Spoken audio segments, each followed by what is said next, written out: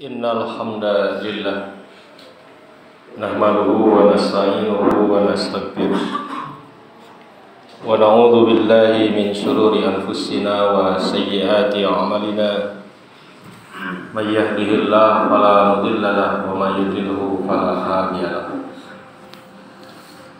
wa asyhadu an la ilaha illallah wahdahu la syarika lahu wa anna Muhammadan abduhu wa rasuluhu alladzi la nabiyya ba'dahu amma ba'du. Faqala Allah ta'ala fi kitabihil karim a'udzu billahi minasy syaithanir rajim.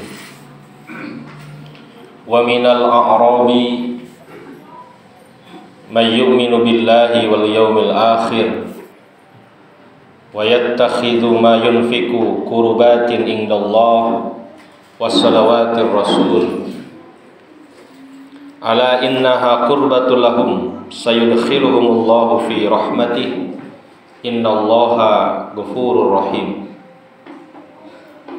Wa qala Rasulullah sallallahu alaihi wasallam ya Ka'b bin Ujrata as-sawmu junnatun was-sadaqatu tudfi'ul khati'ah wassalatu qurbanun. Hadirin sidang Jum'ah yang dimuliakan oleh Allah Subhanahu wa taala. Di dalam Al-Qur'an surat ke-9, surat At-Taubah, dari mulai ayat 97 sampai ayat 99 menceritakan tentang pemahaman dan keyakinan tentang Al-Qurbah, satu proses mendekatkan diri kepada Allah Subhanahu wa taala. Allah menggambarkan Al-A'rabu asyaddu kufran wa nifaqan. Di antara bangsa Arab Badui, Imam Al-Marughi mengatakan ada yang disebut Al-A'rabiyu, ada yang disebut Al-Arabiyu. Jika Al-A'rabu hamzah kemudian ain disukun, maksudnya adalah Arab Badui, Arab gunung. Jika dikatakan Al-Arabiyu, maksudnya adalah bangsa Arab secara umum, lebih-lebih Arab perkotaan. Di antara bangsa Arab Badui itu ada yang sangat lebih dalam kekufuran dan kemunafikan. Wa ajdaru alla ya'lamu hududa ma anzalallah. Maka disebabkan kekufuran, penolakan terhadap syariat dan kemunafikan, ketika apa yang dilakukan tidak sesuai dengan keyakinan dan keaslian dalam hati, kemunafikan, menjadikan sebuah kewajaran mereka tidak mengetahui hudud Allah, hukum-hukum Allah. Apa yang dijadikan aturan-aturan dari Allah, hududa ma anzalallahu ala rasulih, mereka tidak mengetahui, tidak dijadikan sebagai patokan. Kenapa? Karena kekufuran dan kemunafikan. Wallahu alimun hakim, dan Allah maha mengetahui serta maha bijaksana. Wa minal a'rabi, maka di antara Arab Badui itu, mayyattakhidhu, ada orang yang memandang ma yunfiku, apa yang diinfakkan oleh mereka itu, magroman, sebagai suatu kerugian, sebagai sesuatu yang menjadikan musibah besar bagi mereka. Wa yatarabbasu bikumud dawair, dan mereka menanti-nanti mara bahaya, celaka menimpa kepada kaum muslimin. Mereka menginginkan ad-dawair, mara bahaya itu alaihim dairatus sau, satu kejelekan menimpa mara bahaya, maka merekalah yang akan ditimpa mara bahaya itu. Wallahu sami'un alim, dan Allah maha mendengar serta maha mengetahui. Imam Al-Maroqi menggambarkan bahwa ayat ke 97 dan 98 ini menggambarkan tentang kelompok pertama yang memiliki pemahaman bahwa apa yang dikurbankan, apa yang disedekahkan itu merugikan. Memiliki satu harapan kaum muslimin satu waktu mengalami satu kecelakaan, satu kehancuran. Dari mana keyakinan itu datang? Karena penolakan dan kemunafikan. Artinya ikhwatu iman rahimakumullah, ini menjadi evaluasi bagi kita semua.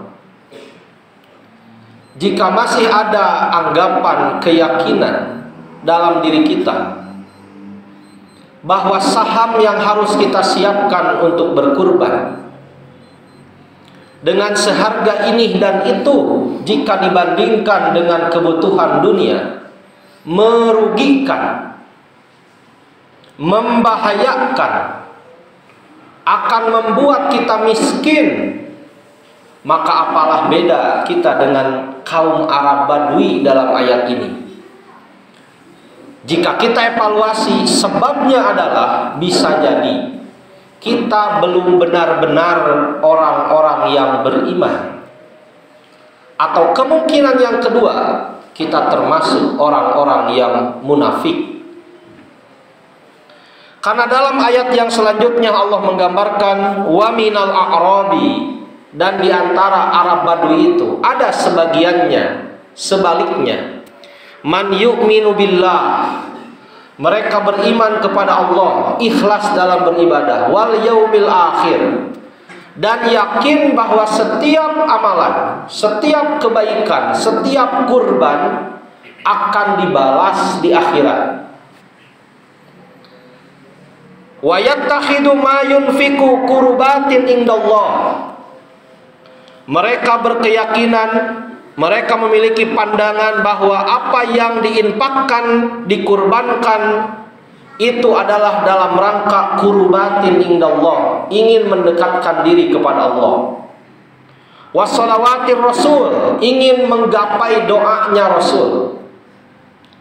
Ala innaha qurbatul lahum, ketahuilah bahwa itu adalah akan menjadi kurbah, satu bentuk pendekatan penghambaan bagi mereka.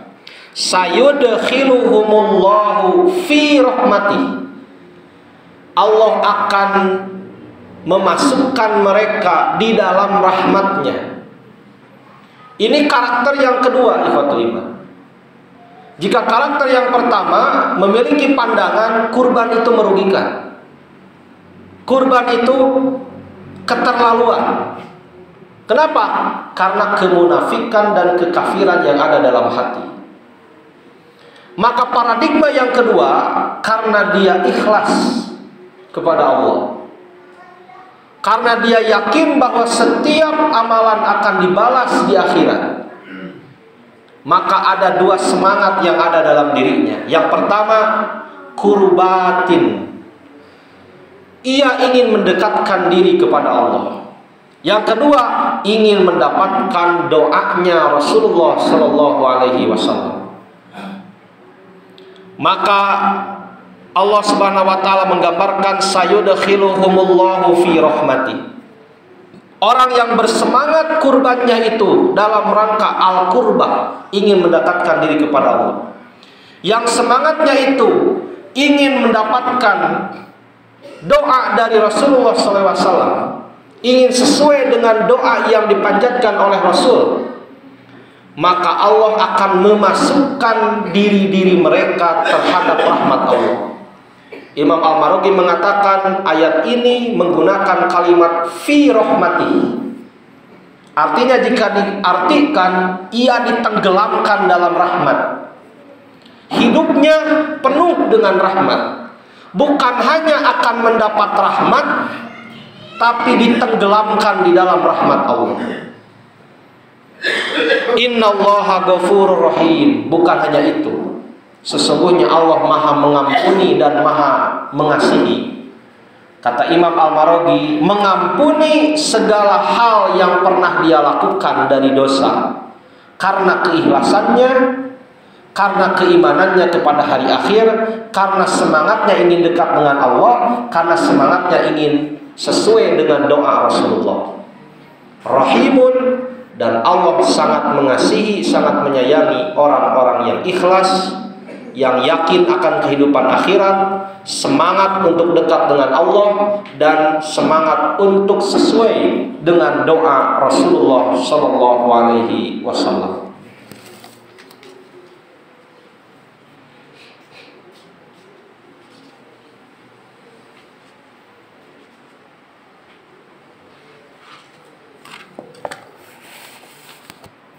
Hamdan wa syukran lillah, wa asyhadu an la ilaha illallah wahdahu la syarika lah, wa anna Muhammadan abduhu wa rasuluh, amma ba'du. Khatiman rahimakumullah, semangat al-qurbah, semangat inilah yang harus kita jaga menjelang datangnya Idul Akbar, Id yang terbesar, Id yang teragung, yakni Idul Adha. Nabi SAW mengatakan, menggambarkan agar kita semangat dalam mendekatkan diri kepada Allah. Dalam hadis riwayat Al-Bukhari dari Abu Hurairah, Rasulullah mengatakan, yaqulullahu ta'ala, Allah berfirman, ana inda dhanni abdi bi, aku tergantung sangkaan hamba kepadaku. Wa ana ma'ahu idza zakaroni, aku bersamanya apabila dia berzikir kepadaku. Berzikir dalam artian ada di depan kemaksiatan, dia berhenti karena takut kepada Allah. Berzikir dalam artian ketika dia sibuk, dia berpaling dari kesibukannya menuju panggilan Allah. Fa in dzakaroni fi nafsi, jika hambaku mengingatku dalam dirinya, dzakartuhu fi nafsi, maka aku Allah mengingat hamba pada diriku. Wallahu a'lam bishawab. Wa in dzakaroni fi mala'in, apabila hambaku mengingatku, berzikir kepadaku dalam satu perkumpulan, zakartuhu fi mala'in khairim minhum, maka aku mengingatnya pada perkumpulan yang lebih baik dari mereka. Wa in taqarraba ilayya bisyibrin, jika hambaku mendekat kepadaku satu jengkal, taqarrabtu ilaihi dira'an, maka aku mendekat kepadanya satu hasta. Wa in taqarraba ilayya dira'an, jika hambaku mendekat kepadaku sehasta, taqarrabtu ilaihi ba'an, aku mendekat kepada hambaku dengan cara berjalan. Maka kata Allah Subhanahu wa taala, wa in atani yamshi, jika hambaku datang kepadaku sambil berjalan, ataituhu harwalah, aku datang kepadanya dengan sambil berlari. Ini adalah sebuah pengibaratan ikhwatul iman, tentunya bukan hakiki tapi majazi, menggambarkan betapa Allah sangat menerima penghambaan seorang makhluk kepadanya ketika didasari oleh keikhlasan, keyakinan kepada akhirat, semangat untuk mendekatkan diri kepada Allah, dan ingin menjadi pribadi yang sesuai dengan doa-doa Rasulullah SAW. 1 bulan ke depan, janganlah kita menjadi pribadi-pribadi yang mendahului takdir. Apa maksudnya? Belum tentu kita tidak mampu, tapi kita telah menghakimi diri bahwa kita tidak mampu. Belum tentu kita tidak punya, tapi malah menghakimi diri bahwa kita tidak punya. Kewajiban kita adalah berikhtiar, ikhwat iman. Mudah-mudahan kita diberi kekuatan dan kemampuan oleh Allah Subhanahu wa taala untuk melaksanakan al-qurbah pada tahun ini. Kenapa? Karena tidak ada jaminan kita akan bertemu dengan Idul Akbar di tahun depan. Aqulu qouli hadza wastaghfirullah li wa lakum. Rabbana atina fid dunya hasanah wa fil akhirati hasanah wa qina adzabannar. Wassalamualaikum warahmatullahi wabarakatuh.